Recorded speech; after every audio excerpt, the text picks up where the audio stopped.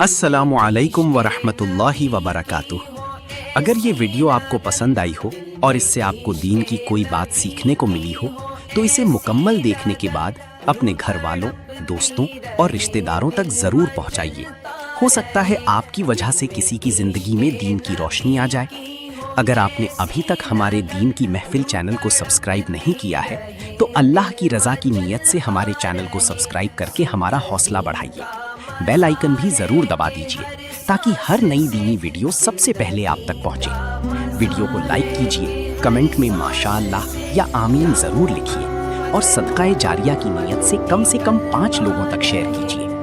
بہترین نمونہ ہے تمہارے لیے حضور کی حیات نور میں۔ کچھ چیزیں ایسی ہوتی ہیں جو جہتوں کی، سمتوں کی، وقتوں کی پابند ہوتی ہیں، اور دنیا کے اندر کچھ چیزیں ایسی ہیں جو کسی جہت کی، کسی سمت کی، کسی وقت کی، کسی موسم کی پابند نہیں۔ ان میں سے دنیاوی لحاظ سے بھی کچھ چیزیں آپ کو میسر آئیں گی، لیکن کائنات میں جو چیز سب سے زیادہ عالمگیر ہے، سب سے زیادہ وسعت رکھنے والی ہے، سب سے زیادہ طاقت رکھنے والی ہے، وہ چیز ہے رسول اللہ کی سیرت مبارکہ۔ یہ کسی چیز کی پابند نہیں۔ حضور کی سیرت عالمگیر ہے، اتنی عالمگیر ہے کہ اس کے اندر دنیا بھر کے مسائل سمیٹے جا سکتے ہیں۔ حضور سید عالم صلی اللہ تعالیٰ علیہ وسلم نے ہمیں جو سیرت مبارکہ عطا کی ہے نا، وہ مکمل ہے، وہ جامع ہے، وہ عالمگیر ہے۔ وہ کسی ایک ہستی کے یا ایک بڑی شخصیت کے اقوال نہیں ہیں، بلکہ جو حضور کی سیرت مبارکہ ہے نا، وہ امام الانبیاء کی سیرت مبارکہ ہے۔ تمام انبیاء کرام کے جو کمالات ہیں اللہ تعالیٰ نے نبی کریم علیہ السلام کے اندر جمع فرما دیے۔ حضور کی سیرت اس کی جامع ہے، اور اس کی جامع کیفیت میں وہ سیرت ہمارے پاس پوری طرح محفوظ ہے۔ حضرت عیسیٰ علیہ السلام اللہ کے بڑے عزتوں، شانوں، بلندیوں والے پیغمبر ہیں، پر انہوں نے تو نکاح ہی نہیں فرمایا۔ تو جو آدمی چاہے گا کہ میں نے شادی کرنی ہے اور مجھے سیرت چاہیے تو وہ کہاں سے لے گا؟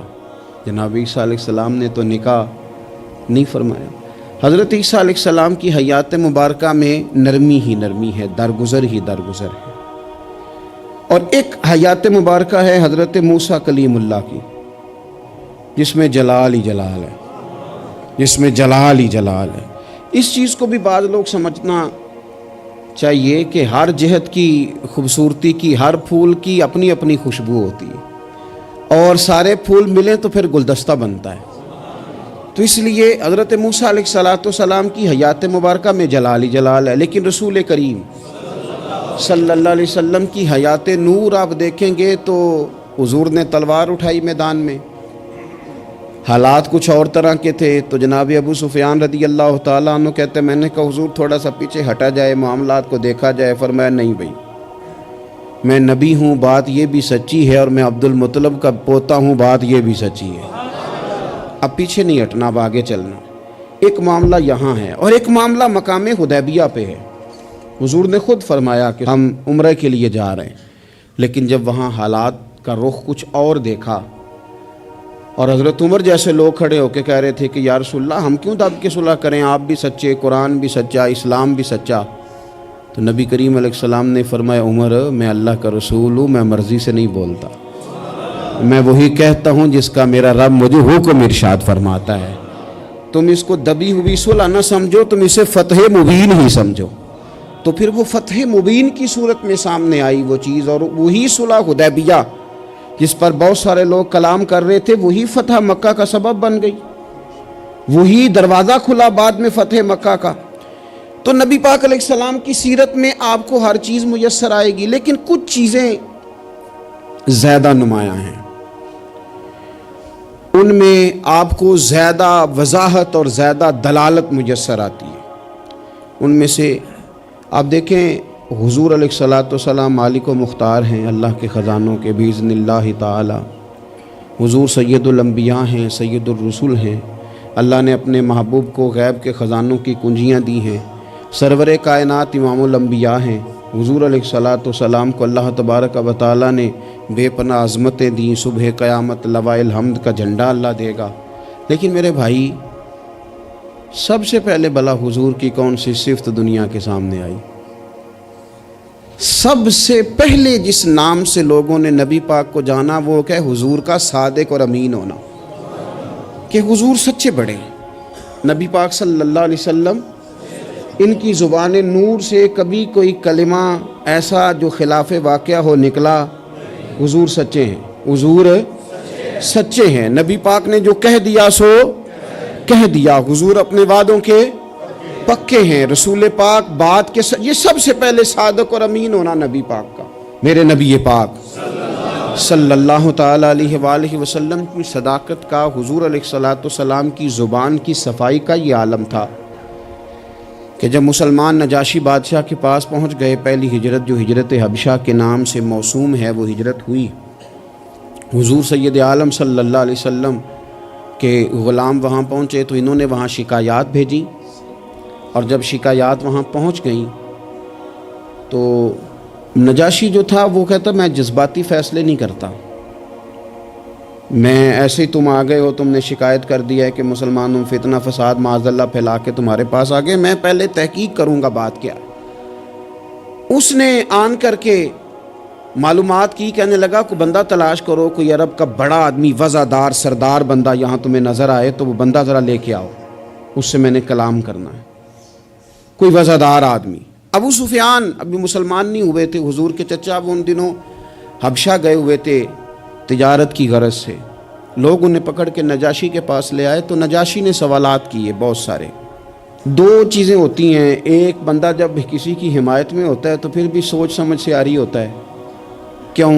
اس لیے کہ نبی پاک صلی اللہ علیہ وسلم نے فرمایا محبت آدمی کو اندھا بہرا گونگا کر دیتی ہے، اس وقت بھی وہ آری ہوتا ہے، اور جب کسی کی مخالفت میں ہوتا ہے تو اس وقت بھی سوچ سمجھ سے آری ہوتا ہے، اس وقت بھی اسے صحیح بات بھی غلط محسوس ہو رہی ہوتی۔ اب یہ مخالفت میں تھے تو کہتے ہیں حضور سید عالم علیہ السلام کے بارے میں جب سوالات پوچھے گئے، سوالات کیے گئے، اور ابو سفیان کہتے ہیں میں چونکہ مخالف تھا تو میں نے اسی انداز میں ایک کہانی رٹی رٹائی انہوں نے یاد کی ہوئی تھی، وہ رٹی رٹائی کہانی ہر جگہ یہ سنایا کرتے تھے، دیکھو جی جس پہ ہمارا ابا تھا، جس مذہب پہ، اس کو وہ کہتے ہیں گمراہ تھا، وہ جی ہمارے دادا کو کہتے ہیں وہ گمراہ تھا، وہ جی ہمارے نانا کو کہتے ہیں بت پرست تھا تو گمراہ تھا، وہ جی انہوں نے ایک بھائی مسلمان کر لیا ہے دوسرا کافر ہے، گھروں میں لڑائی پیدا کر دی، یہ رٹی رٹائی کہانیاں۔ پھر وہ کہتے تھے دیکھو جی معاذ اللہ جادوگر ہیں، کچھ پڑھ کے پھونکتے ہیں، وہ جی شاعر ہیں، بات ایسی سناتے ہیں کہ اپنے قبضے میں لے لیتے ہیں، یہ ساری کہانی انہوں نے یاد کی تھی۔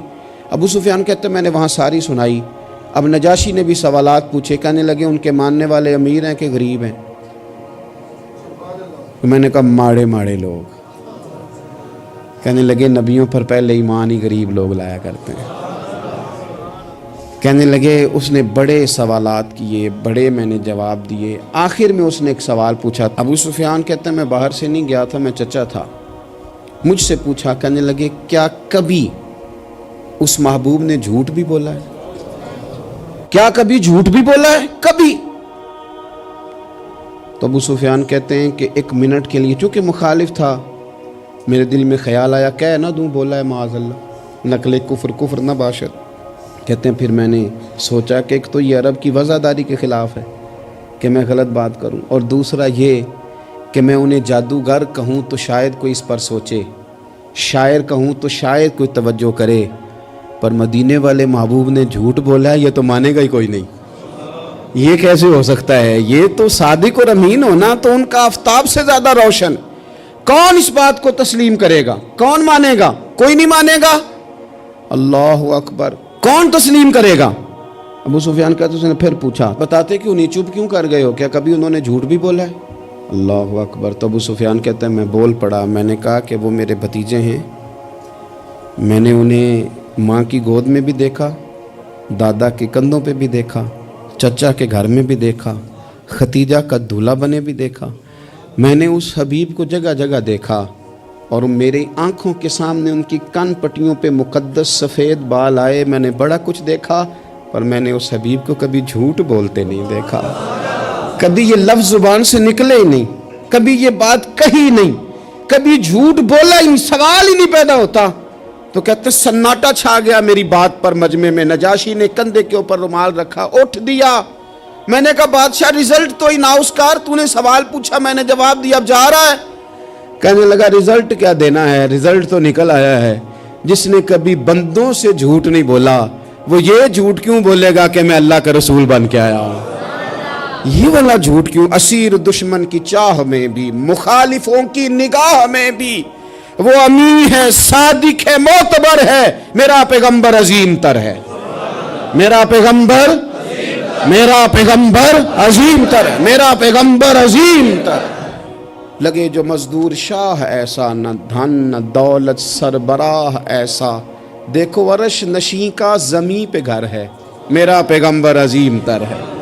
عرش نشیں کا زمیں پہ گھر ہے، میرا پیغمبر عظیم تر ہے۔ میرے عزیز، رسول پاک علیہ السلام کا سچا ہونا، دیانتدار ہونا، یعنی مخالف بھی جس بات کو کہے کہ ہاں یہ بات ٹھیک ہے، کہ ان کی زبان سے کبھی بات غلط نہیں نکلی، لیکن دروغ گوئی، جھوٹ، اور دنیا کے سامنے جھوٹ، اور قومی معاملات میں جھوٹ، اور جتنا دل کرے کھل کے جھوٹ، یہ رویے جب قوموں کے ہو جائیں، میرے عزیز، ایک حضور سید عالم صلی اللہ علیہ وسلم کی صداقتیں، اور پھر میں ایک مقام پہ پہلے بھی میں نے عرض کیا تھا، پھر کہتا ہوں، حضور سید عالم صلی اللہ تعالیٰ علیہ وسلم نے فرمایا تھا یہ جو جھوٹ ہوتا ہے یہ شک پیدا کرتا ہے، اور یہ سچ جو ہوتا ہے یہ اطمینان پیدا کرتا ہے۔ آپ زندگی میں تھوڑے باتیں کر لیں، تھوڑی باتیں کر لیں، پر جتنی کریں، میں عوام سے بھی کہتا ہوں، بیوی نہیں اعتبار کر رہی ہوتی، وہ کہتے ہیں تو جھوٹ ہی بڑے بولتا ہے۔ ایک دوست مجھ سے کہنے لگے کہ آپ اماں سے کہہ دیں کہ میں اس دفعہ عمرے پہ ضرور بھیجوں گا، وہ آپ کی بات مان جائے گی۔ میں نے کہا اماں ابا کو راضی کرنے میں 7-8 منٹ لگ جاتے ہیں، پر اماں تو 1.5-2 منٹ میں راضی ہو جاتی، تو آپ کی اماں نہیں راضی ہو رہی۔ کہنے لگے میں پہلے کئی دفعہ کہہ چکا ہوں نا عمرے پہ بھیجوں گا، تو بھیج نہیں سکا، تو لہٰذا وہ اب کہتی ہے تو جھوٹ بولتا ہے، تو نے کوئی نہیں بھیجنا، تو فراڈ کرتا ہے۔ ہمارے ہاں مسئلہ مال و دولت کا نہیں، عدم اعتماد کا ہے، اور جب عدم اعتماد اس حد تک پہنچ جائے کہ مائیں بھی اعتبار کرنا چھوڑ جائیں، تو وہ قومیں کیا کردار ادا کریں گی اور کیا وہ سوسائٹی میں خیر تقسیم کریں گی؟ تو سچی بات، نبی پاک علیہ السلام نے فرمایا بندہ جھوٹ بولتا ہے، اور اتنے جھوٹ بولتا ہے کہ وہ رب کی بارگاہ میں جھوٹا لکھ دیا جاتا ہے، اور پھر اس کے لیے جہنم کا فیصلہ ہو جاتا ہے۔ اور کچھ بندے سچ کی کوشش کرتے ہیں، اتنی کوشش کرتے ہیں کہ اللہ کی بارگاہ میں سچے لکھ دیے جاتے ہیں، اللہ کے حضور وہ سچے لکھ دیے جاتے ہیں، اور فرمایا یہ سچ ہی انہیں جنت میں لے جائے گا۔ دوسری بات جو حضور کی سیرت مبارکہ میں ہمیں بہت زیادہ نظر آتی ہے وہ ہے عہد کی پابندی، وعدوں کی پابندی، جو کہہ لیا سو کہہ لیا۔ جب آپ کوئی عہد کر لیتے ہیں نا، معاہدہ کر لیتے ہیں، پہلے تو اس بات کو اچھی طرح سمجھ لیں کہ حضور نے ایک جملے میں ساری حقیقت بیان کر دی، فرمایا لا دین لمن لا عہد لہ، جو وعدے کا پابند نہیں اس کا کوئی دین ہی نہیں، بات ہی ختم کر دی۔ آگے تو آپ تب بڑھیں گے نا جب بنیاد ہی ہوگی، اور جب دین ہی کوئی نہیں، بنیاد ہی کوئی نہیں، تو پھر بات آگے کیسے بڑھے گی؟ اس سے اگلا آپ فصل کیسے بوئیں گے؟ عزیز دوست، میری بات پر آپ توجہ کریں گے، نبی پاک صلی اللہ علیہ وسلم نے جب عہد کیے تو پھر حضور نے ان عہد کی پابندی کی، اور اس طرح کے بعض اوقات عقل انسانی کھڑی ہو جاتی ہے کہ اس طرح بھی وعدے کی پابندی ہوتی ہے، یعنی بندہ چکرا جاتا ہے کہ یوں بھی ہوتا ہے۔ آپ غور کریں نا، ایک صحابی کہتے ہیں میں نے اعلان نبوت سے پہلے حضور سے کچھ چیز خریدی، اور میں نے عرض کی حضور آپ یہاں رکے، میں پیسے لے کے آیا۔ آپ کتنا کو کسی کا انتظار کر سکتے ہیں؟ میں نے دیکھا ہے 2-4 منٹ امام صاحب لیٹ ہو جائیں تو لوگ اعتراض کرتے ہیں، کہتے ہیں یہ آتا نہیں، لہذا ہم نے بندہ بدلنا ہے، چھٹی دے دو اس کو۔ کتنا کو آخر؟ میرے عزیز، وہ شخص کہتے ہیں، صحابی فرماتے ہیں کہ میں نے نہ کوئی چیز اعلان نبوت سے پہلے خریدی، عرض کی یا رسول اللہ صلی اللہ علیہ وسلم آپ یہاں رکیں تو میں پیسے لے کے آیا۔ کہتے ہیں میں گیا اور گھر جا کے بھول گیا کہ حضور کو کھڑا کر آیا ہوں۔ 1 گھنٹہ بھولے آپ، 4 گھنٹے بھولے، 1 دن بھولے، کہتے مجھے 3 دن تک یاد ہی نہیں آیا۔ میں نے کہہ دیا آپ نے سن لیا، کبھی سوچو 3 دن انتظار کوئی آسان کام ہے؟ الانتظار اشد من القتل، اہل عرب کہتے ہیں قتل ہوتی اتنی تکلیف نہیں ہوتی جتنی انتظار کرتے ہوئے ہوتی، یہ تو موت سے سخت بات ہوتی۔ کہتے 3 دن مجھے یاد ہی نہ آیا، 3 دن کے بعد مجھے یاد آیا تو میں جلدی سے وہ پیسے تھامے اور اس جگہ پہنچا، جا کے دیکھا تو حضور وہیں کھڑے تھے جہاں میں کھڑا کر آیا۔ وہ تیری سیرت تیری صورت زمانے سے نرالی ہے، تیری ہر ایک ادا پیارے ادائے بے مثالی۔ حضور وہیں کھڑے تھے، وہیں جلوہ فراز تھے۔ کہتے ہیں مجھے دیکھ کے حضور نے چہرے پر کوئی بل نہیں ڈالا، کوئی حضور کے شکن نہیں آئی۔ فرمانے لگے تم نے مجھے بڑی تکلیف میں ڈال دیا، تم کھڑا کر گئے تھے، میں یہیں پہ کھڑا ہوں، اسی وقت سے کھڑا ہوں۔ میرے رسول پاک صلی اللہ تعالیٰ علیہ وسلم نے وعدوں کے وفا کے تعلق سے جو ہمیں سیرت عطا فرمائی، حضور علیہ السلام نے جو اپنا اسوہ نور اس تعلق سے ہمیں دیا ہے، وہ ہر شخص کے لیے دستور حیات ہے، وہ ہر شخص کے لیے دستور عمل ہے۔ ہر شخص کو چاہیے کہ وہ ان زاویوں میں اپنے آپ کو ڈھونڈے، تلاش کرے۔ بڑی تکلیف ہوتی ہے عوامی سطح پر بھی جب ایسی باتیں سننے کو ملتی ہیں کہ نہیں جی نہیں وہ تو سیاسی بات تھی۔ سیاسی بات کیا ہوتی ہے؟ جھوٹ۔ بخاری شریف میں تو یہ لفظ موجود ہیں کہ بنی اسرائیل کی سیاست ان کے نبی کرتے تھے۔ سیاست کا معنی تو تدبیر کرنا ہے، سیاست کو آپ نے فراڈ کا نام دے دیا ہے۔ وہ جی وہ میں نے تو بس ویسے بات کی تھی، اس کا کیا معنی ہوتا ہے؟ اس کا کیا مطلب ہوتا ہے؟ کچھ مسائل ایسے ہیں جو آپ خود پیدا کرتے ہیں، کچھ چیزیں ایسی ہیں جن کے اندر آپ خود چیزوں کو اس پیک پہ لے کے آتے ہیں۔ اللہ جانے آپ کے کیا مقاصد ہیں اس میں۔ میرے رسول پاک علیہ السلام نے عہد کی پابندی، وعدوں کی پاسداری، اس پر لوگوں کی توجہ دلائی۔ اور میں نے کہا کہ بعض اوقات حالات اتنے خوفناک ہوتے تھے۔ حدیبیہ کی صلح ہو رہی ہے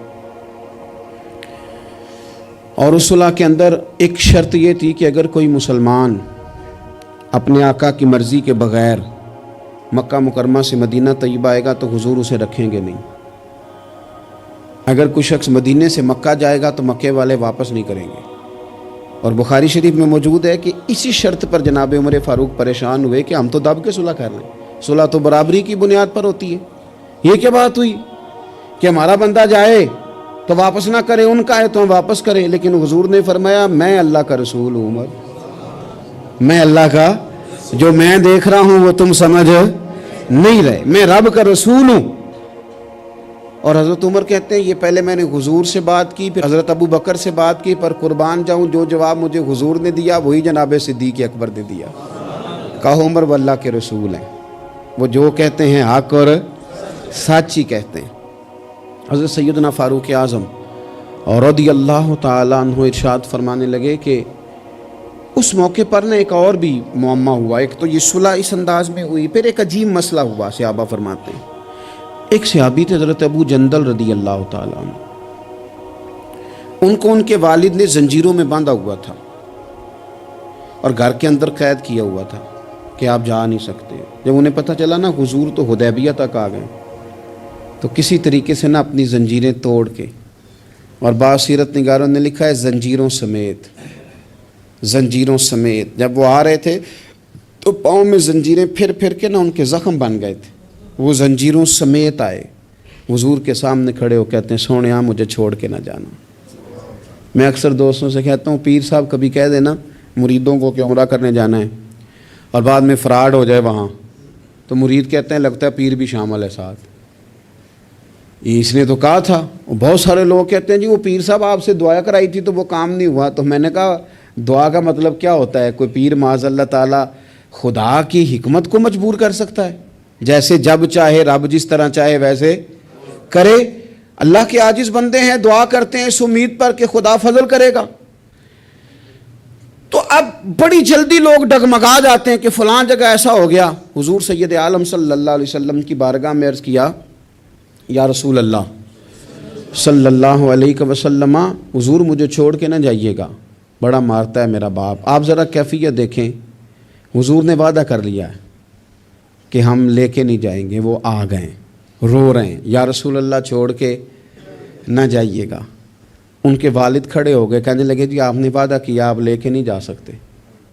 امتحان دیکھو محبت کا، کوئی ضروری ہے کہ ہر موقع پر شاباشی ملے، ہر وقت مسکرا کے ملا جائے؟ یہاں تو لوگ اس بات پہ بھی ناراض ہو جاتے ہیں کہ مجھے 21 دفعہ ملے ہیں تو 20 دفعہ ہنسے، 21ویں دفعہ ہنسے نہیں، خیر ہے آج مسکرائے نہیں۔ ہر بات میں لوگ ایک پہلو تلاش کر لیتے ہیں کمزوری کا، وہ رو رہے ہیں، تڑپ رہے ہیں، اور صحابہ کہتے ہیں ہماری خواہش تھی ان کا درد دیکھ کر کہ حضور حکم کریں تو ہم زنجیریں ساری توڑ دیں، پر میرے رسول نے کیا فرمایا؟ فرمایا ابو جندل تمہیں جانا ہے، کیونکہ میں وعدہ کر چکا ہوں۔ جب کوئی وعدہ کر لے پھر اس سے نتائج کی پرواہ، کیا ہوگا کیسے ہوگا، پھر اس بات کی پرواہ، میں وعدہ کر چکا ہوں، لہذا اب تمہیں واپس جانا ہے، اور جب تک میں دوسرا حکم نہ دوں اتنی دیر تک لوٹنا نہ۔ ان کے آنسو پونچھے گئے، وہ واپس گئے۔ کیا کہا تھا درویش نے؟ ایک واری میری آنکھیاں چوں اونا نے اتھرو پونجے سن، ہن تے چسکا پی گیا رونے دا، ہن تے مینوں چسکا ہی پی گیا رونے دا، تے ہر ویلے آہو زاری دا۔ نبی پاک علیہ السلام نے واپس بھیج دیا۔ یہ وقتی طور پر کرب کا مسئلہ تھا، تکلیف کا تھا، لیکن اپنے وعدے کی پاسداری، اپنے وعدے اور معاہدے کی پابندی، کوئی بھی آپ کمٹمنٹ کریں، کسی کے ساتھ بھی کریں، کسی بھی لحاظ سے کریں، اور جو لوگ اپنے حساب سے بڑے بنتے ہوں، سربراہان کہلاتے ہوں، ان کے لیے تو زیادہ ضروری نہیں ہو جاتا کہ اگر وہ کوئی کال قرار کرتے ہیں، کوئی بات کرتے ہیں، تو پھر اس کا انہیں پابند بھی ہونا چاہیے۔ تو چیزوں کو اگر حضور کی سیرت نور کی روشنی میں دیکھا جائے تو میرے نبی پاک علیہ السلام نے پھر وعدے کی پابندی کو امت کو دستور بنا کے دیا۔ حضرت حذیفہ بن یمان، حضرت ابو حسیل رضی اللہ تعالیٰ عنہ، یہ دو لوگ کہتے ہیں کہ بدر کی جنگ میں نا ہم حضور کے ساتھ لڑنے کے لیے گھر سے نکلے، رستے میں ابو جہل نے اور کچھ اور لوگوں نے ہمیں روک لیا، کہاں جا رہے ہو؟ ہم نے کہا حضور کی زیارت کے لیے۔ انہوں نے کہا نہیں، تم جنگ کرنے جا رہے ہو، لڑائی کرنے جا رہے ہو، تم لڑو گے۔ ہم نے وہاں وعدہ کر لیا کہ ہم نہ صرف زیارت کریں گے، ہم لڑیں گے نہیں، وعدہ کر لیا۔ جب ہم حضور کی بارگاہ میں پہنچے نا تو عرض کی یا رسول اللہ صلی اللہ تعالیٰ علیہ وسلم، حضور ہم وہاں وعدہ کر رہے ہیں کہ لڑیں گے نہیں، ورنہ وہ آنے نہیں دیتے تھے، ہمیں گرفتار کر لیا تھا انہوں نے، وعدہ کر رہے ہیں کہ لڑیں گے نہیں۔ تو یا رسول اللہ صلی اللہ تعالیٰ علیہ وسلم ہمارے لیے حکم کیا ہے؟ یہ بدر کی لڑائی تھی جس میں ایک ایک آدمی کی ضرورت تھی، 1000 کا مقابلہ 313 کے ساتھ ہے، ایک ایک فرد کی، ایک ایک شخص کی ضرورت ہے۔ تو یا رسول اللہ وعدہ کر رہے ہیں کہ لڑیں گے نہیں، تو حکم کیا ہے؟ تو نبی پاک صلی اللہ تعالی وسلم نے فرمایا چونکہ تم نے وعدہ کیا نہیں لڑو گے تو تم ادھر بیٹھ جاؤ۔ یا رسول اللہ ایک ایک بندے کی ضرورت ہے، فرمایا نہیں، ہمیں رب کی مدد کی ضرورت ہے، اللہ کی نصرت کی ضرورت ہے، وعدہ کر لیا ہے لہذا وعدے پر قائم رہیں گے۔ ایک بات اور سیرت کے عنوان پر آپ کی خدمت میں عرض کرنی ہے، اس پر بھی ضرور توجہ کرنی ہے ہم لوگوں کو، اور خوب ہمیں اس بات کی طرف بھی اپنے معاملات کو لے کر کے جانا ہے۔ میرے عزیز دوست، میرے عزیز بھائی، ہم ہیں رسول کریم کے ماننے والے۔ مجھے ایک بات بتلائیے کہ حضور کی سیرت، حضور کی سنت حضور کے ماننے والے اپنائیں گے یا کوئی اور آ کے اپنائے گا؟ ایک شخص نے دعویٰ کیا کہ یا رسول اللہ میں آپ کا غلام ہوں، تو اب سیرت پر عمل اسی نے کرنا تھا کہ کسی اور نے باہر سے آ کے کرنا تھا؟ ہم اس طرح کر رہے ہیں کہ ہم نہ سیرت نبوی سے، میں بہت سارے دوستوں سے جب کہتا ہوں نا آپ داڑھی شریف حضور کا طریقہ ہے مبارکہ اس کو اپنائیں، تو وہ کئی قسم کے بہانے کرتے ہیں۔ بعض دوست یہ کہتے ہیں کہ میں ابھی نیک نہیں ہوں، تو میں کہتا ہوں اس دنیا میں کون بندہ ہے جس نے یہ دعویٰ کر لیا ہے کہ میں اب اتنا نیک ہوں کہ کبھی گناہ نہیں کروں گا؟ کوئی ہے ایسا انبیاء کے بعد، فرشتوں کے بعد کوئی معصوم ہے امت میں؟ تو انسان کے ساتھ چیزیں رہیں گی، پر آپ آغاز تو کریں سنت شریعت سے، آپ شروع تو کریں۔ ہم نے کس دن سنت شریعت کا سفر کرنا ہے؟ نبی پاک صلی اللہ علیہ وسلم کے ہر فعل میں حکمت، حضور کی ہر بات میں حکمت۔ کیا ایک چھوٹی سی بات ہے مسواک، کوئی بڑی بات ہے؟ لیکن کتنا بڑا دور آ گیا، کتنے لوگ تبدیل ہو گئے اور کتنی چیزیں آئیں اور کتنے سال بیت گئے، لیکن اس ایک حضور کی ادا کی اہمیت ختم، اس کی اہمیت اپنی جگہ پہ اتنی آج بھی قائم ہے کہ بہت بڑی ریسرچ کے بعد جو بڑے لوگ تھے انہوں نے کہنا شروع کر دیا جو پابندی سے مسواک کرے اسے کینسر نہیں ہوتا۔ کیا ایک چیز مسواک ہی ہے، اور میرے نبی پاک کی پسند اتنی زیادہ ہے یہ، یعنی بہت ساری چیزوں کو نا معاذ اللہ تعالیٰ ہم سمجھتے ہیں یہ تو سادی سی بات بتا رہے ہیں مولانا صاحب، یہ تو پیر صاحب نے بڑی سادی سی ایک ہمارے سامنے چیز رکھی ہے، وہ تو کوئی بڑا فلسفہ بیان کرتے تو تب ہماری سمجھ میں آتا تھا۔